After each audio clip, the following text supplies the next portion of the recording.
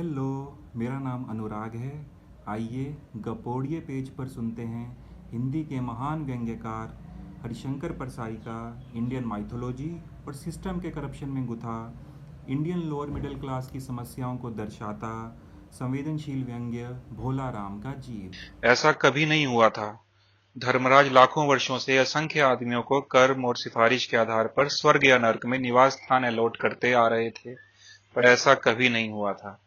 सामने बैठे चित्रगुप्त बार बार चश्मा पोंछ, बार बार थूक से पन्ने पलट रजिस्टर देख रहे थे। गलती पकड़ में ही नहीं आ रही थी। आखिर उन्होंने खींच कर रजिस्टर इतनी जोर से बंद किया कि मक्खी चपेट में आ गई। उसे निकालते हुए वे बोले, महाराज, रिकॉर्ड सब ठीक है। भोला राम के जीव ने 5 दिन पहले देह त्यागी और यमदूत के साथ इस लोक के लिए रवाना हुआ, पर यहाँ अभी तक नहीं पहुंचा। धर्मराज ने पूछा, और वह दूत कहाँ है? महाराज, वह भी लापता है। इसी समय द्वार खुले और एक यमदूत बड़ा बदहवास सा वहां आया। उसका मौलिक कुरूप चेहरा परिश्रम, परेशानी और भय के कारण और भी विकृत हो गया था। उसे देखते ही चित्रगुप्त चिल्ला उठे, अरे तू कहाँ रहा इतने दिन? भोला राम का जीव कहाँ है? यमदूत हाथ जोड़कर बोला, दया निधान, मैं कैसे बतलाऊं कि क्या हो गया। आज तक मैंने धोखा नहीं खाया था, पर इस बार भोला राम का जीव मुझे चकमा दे गया। 5 दिन पहले जब जीव ने भोला राम की देह को त्यागी, तब मैंने उसे पकड़ा और इस लोक की यात्रा आरंभ की। नगर के बाहर ज्यों ही मैं उसे लेकर एक तीव्र वायु तरंग पर सवार हुआ, त्यों ही वह मेरे चंगुल से छूटकर न जाने कहाँ गायब हो गया। इन 5 दिनों में मैंने सारा ब्रह्मांड छान डाला, पर उसका कहीं पता नहीं चला। धर्मराज क्रोध से बोले, मूर्ख, जीवों को लाते लाते बूढ़ा हो गया, फिर एक मामूली आदमी ने चकमा दे दिया। दूत ने सिर झुकाकर कहा, महाराज, मेरी सावधानी में बिल्कुल कसर नहीं थी।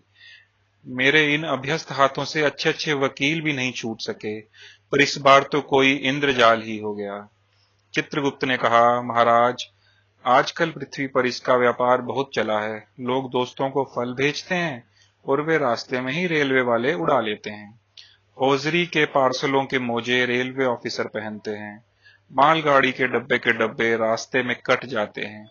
एक बात और हो रही है, राजनीतिक दलों के नेता विरोधी नेता को उड़ाकर कहीं बंद कर देते हैं। कहीं भोला राम के जीव को भी किसी विरोधी ने मरने के बाद भी खराबी करने के लिए नहीं उड़ा दिया।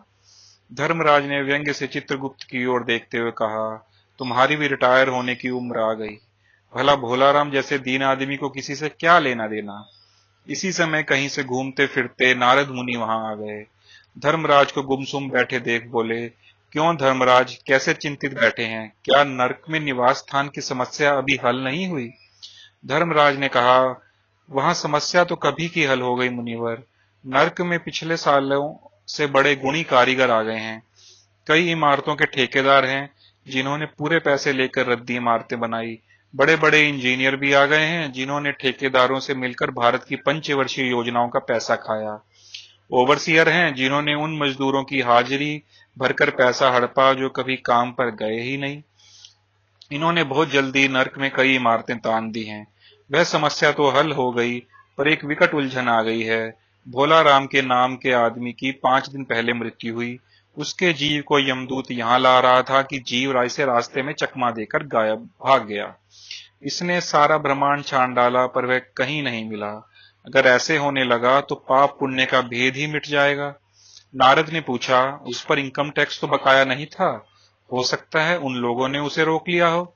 चित्रगुप्त ने कहा, इनकम होती तो टैक्स होता, भूख मरा था। नारद बोले, मामला बड़ा दिलचस्प है। अच्छा, मुझे उसका नाम पता बतलाओ, मैं पृथ्वी पर जाता हूँ। चित्रगुप्त ने रजिस्टर देखकर बतलाया, भोला राम नाम था उसका। जबलपुर शहर के घमापुर मोहल्ले में नाले के किनारे एक 1.5 कमरे के टूटे फूटे मकान पर वह परिवार समेत रहता था। उसकी एक स्त्री थी, 2 लड़के और एक लड़की। उम्र लगभग 60 वर्ष। सरकारी नौकर था। 5 साल पहले रिटायर हो गया था। मकान का उसने 1 साल से किराया नहीं दिया था, इसलिए मकान मालिक उसे निकालना चाहता था। इतने में भोला राम ने संसार ही छोड़ दिया। आज 5वां दिन है। बहुत संभव है कि अगर मकान मालिक वास्तविक मकान मालिक है, तो उसने भोला राम के मरते ही उसके परिवार को निकाल दिया होगा। इसलिए आपके परिवार की तलाश में घूमना होगा।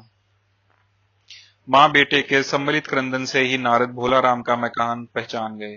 द्वार पर जाकर उन्होंने आवाज लगाई, नारायण नारायण। लड़की ने देखकर कहा, आगे जाओ महाराज। नारद ने कहा, मुझे भिक्षा नहीं चाहिए, मुझे भोलाराम के बारे में कुछ पूछताछ करनी है। अपनी माँ को जरा बाहर भेजो बेटी। भोलाराम की पत्नी बाहर आई। नारद ने कहा, माता, भोलाराम को क्या बीमारी थी? क्या बताऊं, गरीबी की बीमारी थी। 5 साल हो गए पेंशन पर बैठे थे, पर पेंशन अभी तक नहीं मिली। हर 10-15 दिन में 10 दरख्वास्त देते थे, पर वहां से जवाब नहीं आता था, और आता तो यही कि तुम्हारी पेंशन के मामले पर विचार हो रहा है। इन 5 सालों में सब गहने बेचकर हम लोग खा गए, फिर बर्तन बिके, अब कुछ नहीं बचा, फाके होने लगे थे। चिंता में घुलते घुलते और भूखे मरते मरते उन्होंने दम तोड़ दिया। नारद ने कहा, क्या करोगी माँ, उनकी इतनी ही उम्र थी। ऐसा मत कहो महाराज, उम्र तो बहुत थी। 50-60 रुपए महीना पेंशन मिलती तो कुछ और काम कहीं करके गुजारा हो जाता, पर क्या करें, 5 साल नौकरी से बैठे हो गए और अभी तक एक कौड़ी नहीं मिली। दुख की कथा सुनने की फुर्सत नारद को थी नहीं। वे अपने मुद्दे पर आए। माँ, यह बताओ कि यहाँ किसी से उनका विशेष प्रेम था, जिसमें उनका जी लगा हो? पत्नी बोली, लगाव तो महाराज बाल बच्चों से होता है। नहीं, परिवार के बाहर भी हो सकता है, मेरा मतलब है कोई स्त्री। स्त्री ने घुराकर नारद की ओर देखा। बोली, बको मत महाराज, साधु हो, कोई लुच्चे लफंगे नहीं हो। जिंदगी भर उन्होंने किसी दूसरी स्त्री को आंख उठाकर नहीं देखा। नारद हंसकर बोले, हाँ, तुम्हारा सोचना भी ठीक है, यही भ्रम अच्छी गृहस्थी का आधार है। अच्छा माता, मैं चला।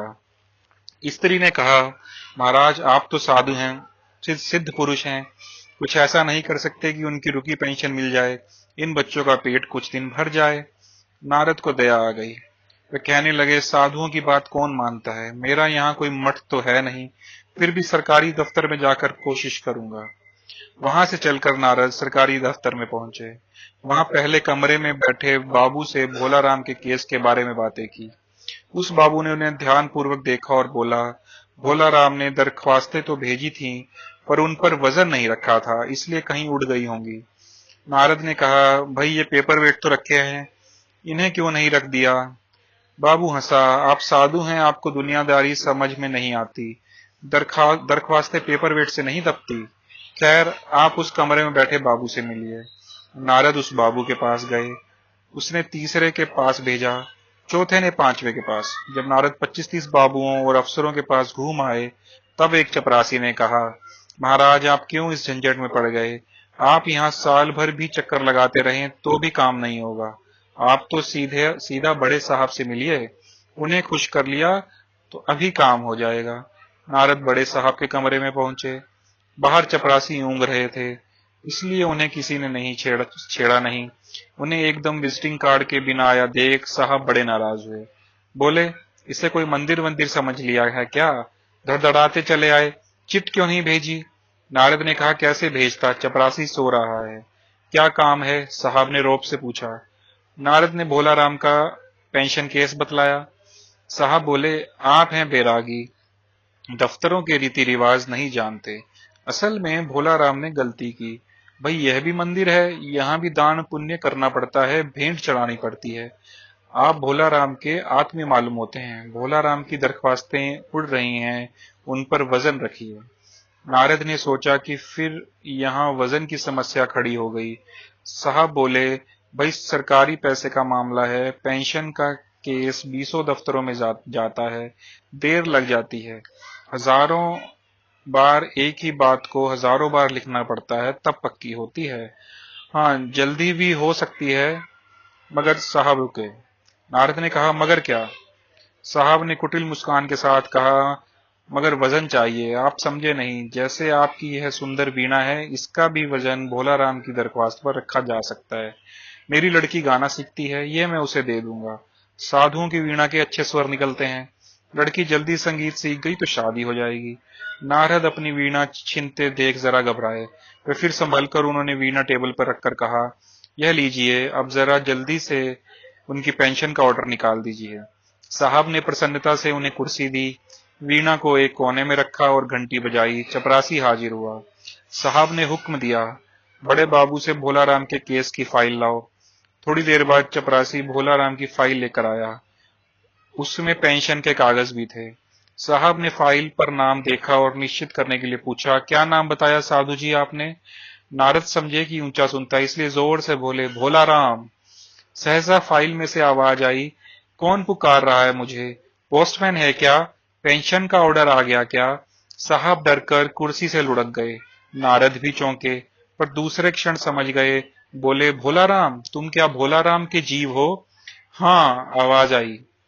नारद ने कहा, मैं नारद हूं, मैं तुम्हें लेने आया हूं। स्वर्ग में तुम्हारा इंतजार हो रहा है।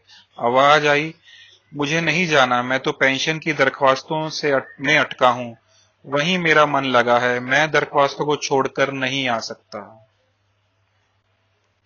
धन्यवाद।